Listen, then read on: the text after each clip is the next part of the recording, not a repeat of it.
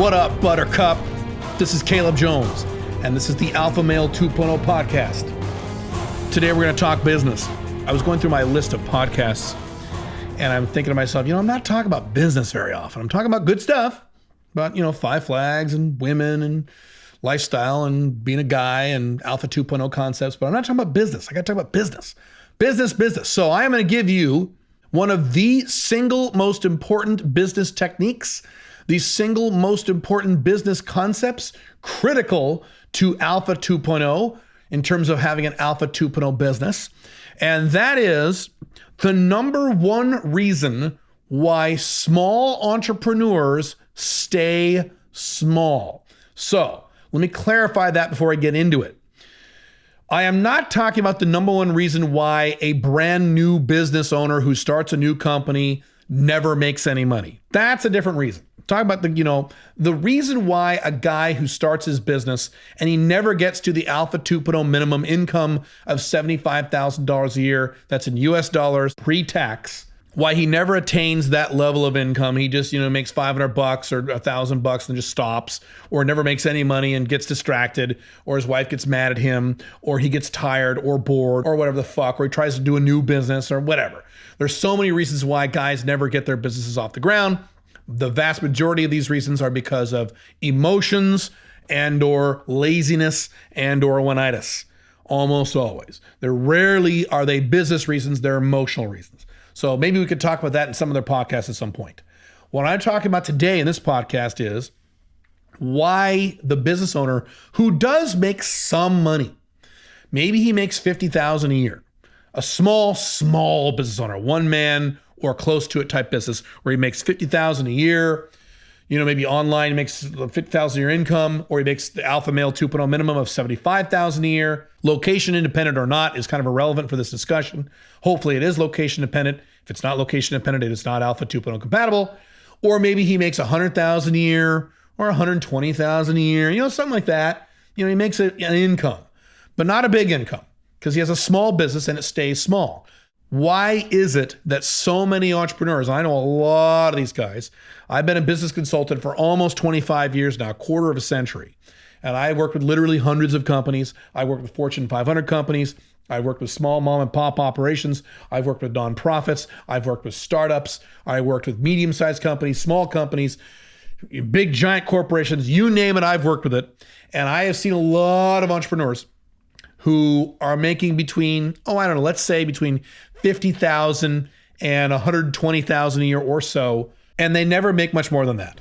So you'll see these guys making that money, and maybe he's making $80,000 a year, and you'll meet up with him 12 years later, and he's still making about $80,000 a year. He still has his own business, which is impressive. That's good. If you have a small business that lasts longer than 3 or 4 years, you've beat the statistical odds. So I have respect for you. That's great. But they're not making any more money.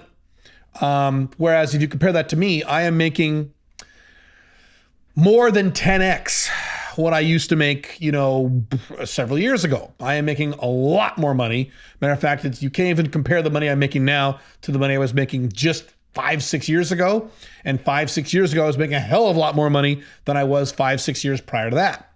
So why is that? What is the reason why some entrepreneurs stay small and some entrepreneurs go fucking crazy and hit the big money, hit the big dollars and the big income? What is the reason for that disparity? There's only one reason. And a lot of people will say, there's a lot of possible reasons, Caleb. It could be this. It could be that. Maybe it could be this. Maybe it could be that. No, wrong. In my experience, and I have a lot of it, working with business owners, there's only one reason. And the reason is, here it is, the emotional unwillingness to outsource. Let me explain that. Explain what that means. Emotional unwillingness to outsource means that as a business owner, you don't mind outsourcing those things that you dislike, that you hate, and you find irritating. So maybe you hate bookkeeping. So you have no problem hiring a bookkeeper. That's fine. You have no problem with that whatsoever, or at least minimal problem with that emotionally. Maybe you hate checking your email. So maybe you finally get the balls to outsource your email like I did several years ago. Maybe you're not a technical person and you hate working on technical problems with your website, so you outsource that. That's usually not the case. Most modern day entrepreneurs, certainly in the Alpha 2.0 world, tend to be more technical, nerdy type guys who like doing technical work. So one of the problems is they focus all this time and effort building their goddamn websites when they should be marketing their companies. But I've mentioned that before. So in other words, maybe you're cool with outsourcing a few things that you don't consider valuable and that you don't consider important and that you don't like. But there's a bunch of things that you never, ever, ever will outsource that you need to in order to get to the big money. And they'll never do it. I've worked with so many entrepreneurs, both Alpha 2.0 location independent entrepreneurs and normal brick and mortar entrepreneurs who absolutely fucking refuse to outsource certain things these guys do every day, where if they outsource these things, they could double, triple, quadruple, 5x, maybe even in some cases 10x their incomes. But they won't do these things because they're emotionally uncomfortable. I just got an email that I answered in my email newsletter about a guy saying, hey, I have a YouTube channel and I've built it up and I make a decent, I make about $75,000 a year. So he's in this category I'm talking about. But the problem is I want to start a second business, but I can't. I do my own video editing, but I am never going to outsource my video editing because there's no way another video editor can understand my vision. And I wanted to fucking throw up. I wanted to throw up all over my screen because he's wrong. Are you fucking kidding me? You don't want to hire someone to edit your fucking videos because of your vision? Wrong. What you do is you want the big money, and maybe this guy doesn't want the big money, but he was asking these questions because he wanted a second business, because he wanted to increase his income. If you want the big money, you would hire a video editor and you would work with that person and train him on your parameters and your quote unquote vision. Would that be a pain in the ass? Yes. Could he get it wrong? Yes. Is it possible he turns out to be an idiot? You have to fire him and replace him with someone else? Yes, I'll cover that in a minute. All true. Outsourcing is not fun when you do it the first time. Believe me, it's not. Training people to do things is a nightmare. Making SOPs, operations manuals is a nightmare. You'll fucking hate it. I hate it. I've talked about this in my book, Big Income from Little Work, in terms of how to create a location-independent Alpha 2.0 business. I've talked about that in my Alpha 2.0 business course.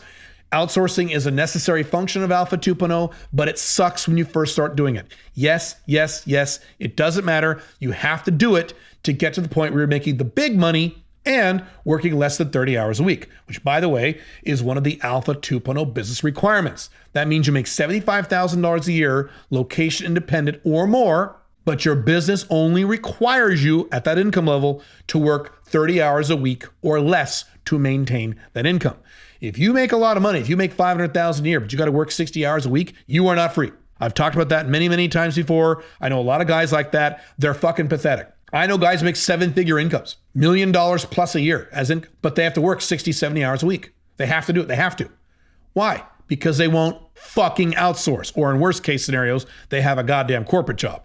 That's talk about sweet hell. Holy shit. But the problem is these entrepreneurs have these 4, 5, 6 things that they refuse to outsource. They have to do it themselves. They will never, never, ever outsource anything because no, only I can do it right. No other human being on earth could possibly do what I'm doing. Only I can do it. That means that you are a slave. If that's your attitude about your business, you don't own your business owns you. If your attitude is, no, there's these 4, 5, 6 super time-consuming things that only I can do, that no one else can ever do, that I can never outsource, that means your business owns you and you are a goddamn slave. Now, are you as much of a slave as a corporate employee? No, that's even worse of a slave. So you're a higher quality slave. Yes, you're a slave that, if you ever saw the TV show Rome, right? You had the slaves who were slave in the streets and in the dirt. You have those kinds of slaves, but then you have like the house slaves who dress a little nicer and they wear a little jewelry and things like that. And their owners kind of dress them up and shit like that, but they're still slaves. That's what you are. You're a fancy slave. That's who you are. And you're never, ever, ever, ever, ever going to make the big money. Ever. Now, if you tell me, Caleb, I don't care. I don't want to make the big money. I am perfectly happy making $75,000 a year or around that for the rest of my life. That's fine with me. As long as you make at least $75,000, that is an Alpha 2.0 minimum, that's fine. A lot of guys really don't want to make more money than that, and they're reasonably happy not making that kind of income. That's perfectly cool with me. I'm not in that category, but if that's you, that's great. You don't have to listen to the rest of this podcast. You can just work your ass off and never outsource and make your $75,000 a year for the rest of your life. And that's fine. I hope you are debt free. I hope you're putting a lot of money away in investments. That's very important, but fine with me, cool. But if you want to make more than this, if this is what you want, if you want to make more than $75,000 a year, more than $100,000 a year, if you want to make more, you're going to have to outsource things that right now you are emotionally uncomfortable with. You're going to have to get over that emotional hump. You're going to have to. Let me say that again. You're going to have to. Can you imagine Steve Jobs at Apple saying, no, I have to personally work on the computers with the screwdrivers and the soldering iron because no one can do it as good as me? No, that'd be insane, right? And I realize that might be a huge leap in terms of a comparison, but you get my fucking point. I've mentioned this before. In 2019, summer 2019, I made the decision to scale my income, to really scale up my companies. And in 6 months, 6 to 7, 8 months, I went from 4 people in my company, not including me, to 17 people in my company, not including me. And there's no way in hell I could have done that if I was uncomfortable outsourcing things. Now, let me give you an important point. Was I uncomfortable outsourcing certain things? Yes. Yes, I was extremely uncomfortable. When I outsourced my email, I was extremely uncomfortable emotionally. I hated it. But guess what? The amount of time I spent on my email as compared to back then before I outsourced it, it went from 100% to 10%. Now it's down to about 5%. I spend about 5% of my time that I used to spend checking my fucking email because I've outsourced it. It's great. So was that a good investment? Are you kidding? That freed up time went to go into what I call IW, improvement work that actually improves my income. And my income has gone way, way up last few years, way up, more than I planned on it going. So it was worth it. I have outsourced just about everything you can fucking think of. I have outsourced managing my staff. I don't even manage my staff. Someone else manages the staff. I don't even hire people. Someone else hires people. That's right. I don't even hire my own staff. My chief of staff, the Ginger Ninja, she hires everyone for me. She onboards everybody. She does all that for me. I mean, I have a say in it. I have final approval, but I just go, okay, yeah, that person looks good because she interviews them all and just takes care of that for me. I outsourced actually my staff. All of my technical functions are outsourced. All of my video editing, all of my podcast and audio editing, all the editing for all the courses I do, that's all outsourced. Writing my blog articles. I don't write my blog articles anymore. Those are transcriptions that are written by a guy who transcribes them off of a YouTube video. I don't even write my blog anymore. I mean, do you think my blog is important to my Alpha 2.0 company? Are you fucking kidding? That's the backbone. I outsourced my entire blog. Are you insane? Now, again, most people would never do this. Most entrepreneurs making, 75 that would never outsource. Well, this is my vision, and this is my pride and joy, and this is my blog, and this is my content. Sorry, if you want the big money, you got to outsource. There's an old saying, old Portuguese saying, you can be right or you can be paid. Which one do you want? Now, if you want to be right, you can stamp your little foot and say, I'm never outsourcing these things because I'm the perfect person and no one else can do it as good as me. And I'll just stay at $75,000 a year or $92,000 a year or $101,000 a year or, God forbid, $52,000 a year for the rest of my fucking life, and I'll never make the big money. Fine. You can be right, but you'll get paid. Or you can be wrong, quote unquote, outsource this shit and get to the big, big, big money. I know which choice I've chosen. No brainer for me. Fucking hell, I'll outsource it. Was it uncomfortable? Yes. Is it uncomfortable? Yes. Matter of fact, I am now outsourcing, as of this podcast, I am outsourcing lots of sales functions, something I've never done before. Marketing functions. Actually, not marketing. I've outsourced that a lot. But I'm now outsourcing actual sales functions, something I've never done in my life. Am I totally comfortable with that? No, I'm a little uncomfortable with it. But you know what? I like a lot of money, so I'll just suck it up and do it.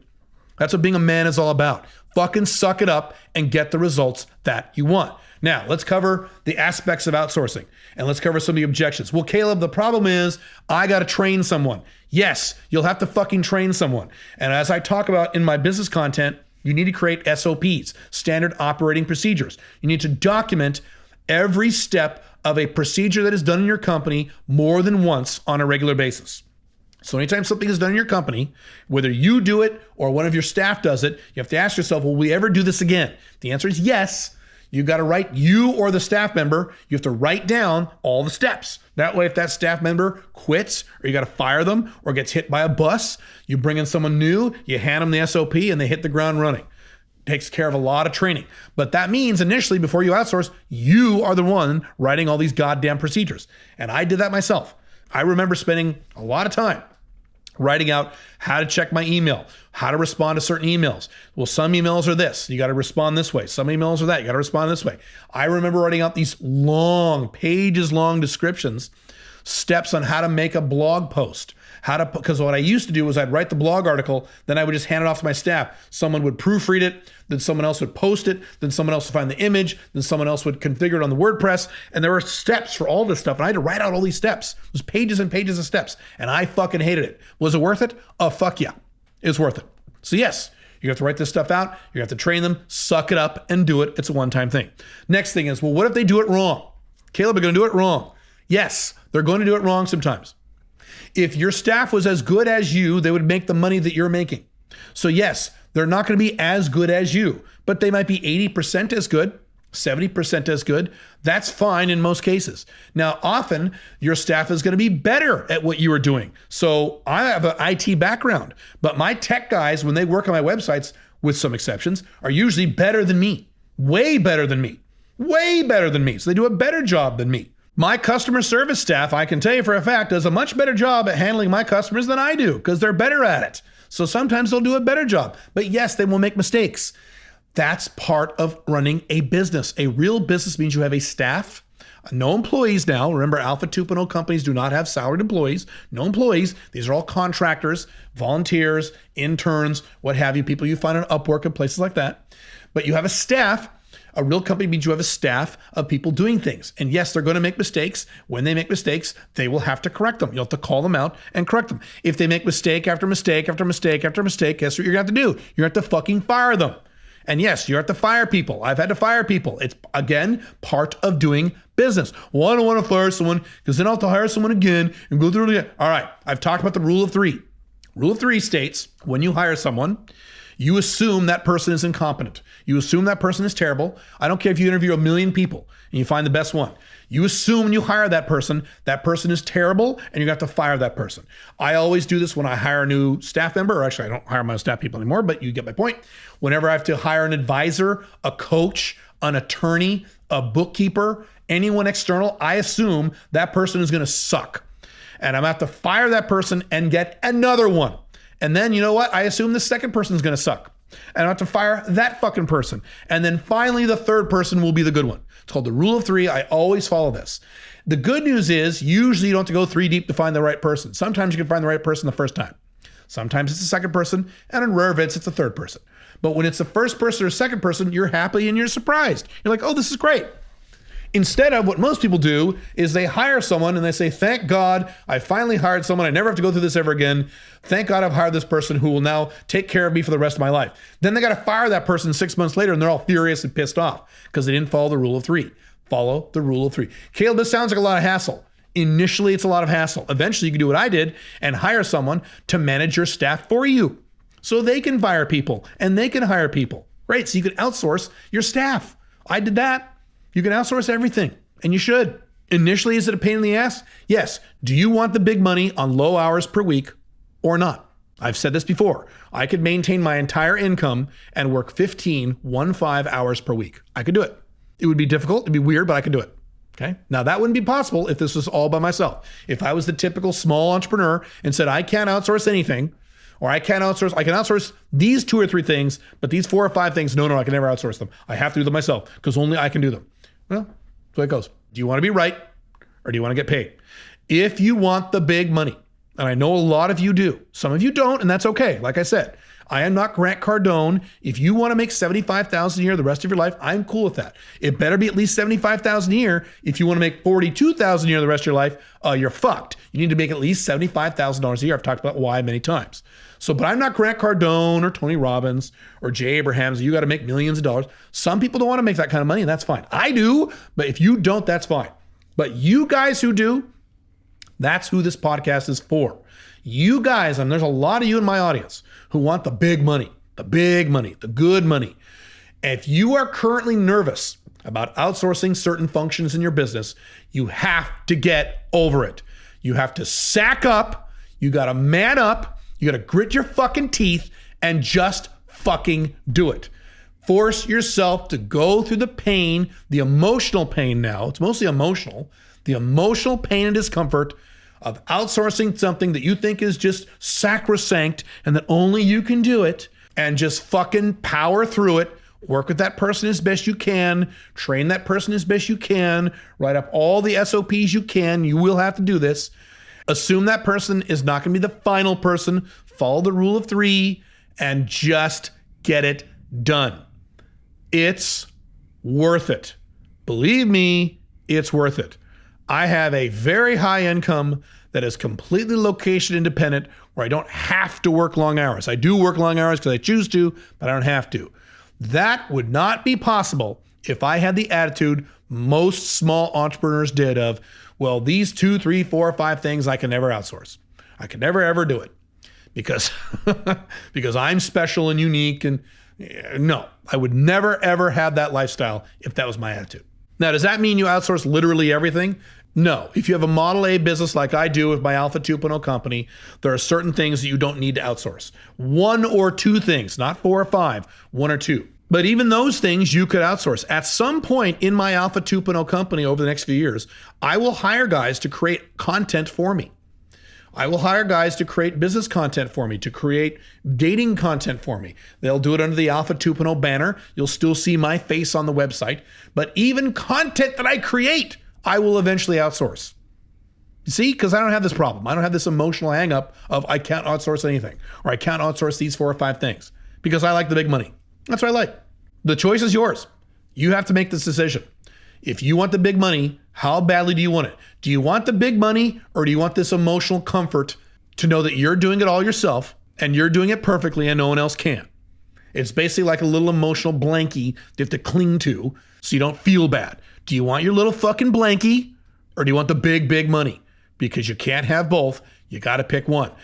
If you want that blankie, boy, I hope you love that blankie. I hope that's the best blankie on earth. I hope that blankie, jerks you off at night. I hope that blankie feeds you. I hope that's the best, most wonderful blankie in the world, because you're giving up a big amount of money and a great amount of lifestyle for that blankie.